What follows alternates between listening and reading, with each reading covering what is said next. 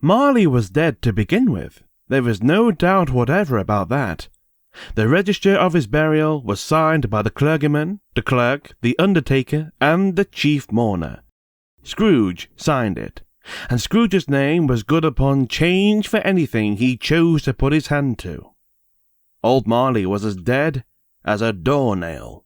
Mind, I don't mean to say that I know of my own knowledge what there is particularly dead about a doornail. I might have been inclined, myself, to regard a coffin nail as the deadest piece of ironmongery in the trade, but the wisdom of our ancestors is in the simile, and my unhallowed hand shall not disturb it, or the country's done for. You will therefore permit me to repeat, emphatically, that Marley was dead as a doornail. Scrooge knew he was dead? Now, of course he did. How could it be otherwise? Scrooge and he were partners for I don't know how many years. Scrooge was his sole executor, his sole administrator, his sole assign, his sole residuary legatee, his sole friend, and sole mourner. And even Scrooge was not so dreadfully cut up by the sad event, but that he was an excellent man of business on the very day of the funeral, and solemnized it with an undoubted bargain. The mention of Marley's funeral brings me back to the point I started from. There is no doubt that Marley was dead.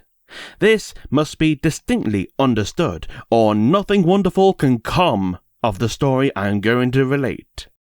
If we were not perfectly convinced that Hamlet's father died before the play began, there would be nothing more remarkable in his taking a stroll at night, in an easterly wind upon his own ramparts, than there would be in any other middle-aged gentleman rashly turning out after dark in a breezy spot, say, St. Paul's churchyard, for instance, literally to astonish his son's weak mind. Scrooge never painted out old Marley's name. There it stood, years afterwards, above the warehouse door. Scrooge and Marley. The firm was known as Scrooge and Marley. Sometimes people new to the business call it Scrooge, and sometimes Marley, but he answered to both names. It was all the same to him.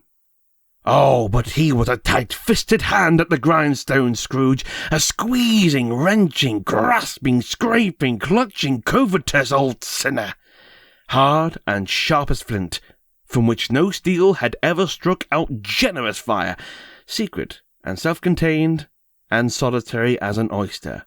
The cold within him froze his old features, nippled his pointed nose, shriveled his cheek, stiffened his gait, made his eyes red and his thin lips blue, and spoke out shrewdly in his grating voice. A frost rime was on his head and his eyebrows, and his weary chin. He carried his own low temperature always about with him. He iced his office in the dog days, and didn't thaw it 1 degree at Christmas.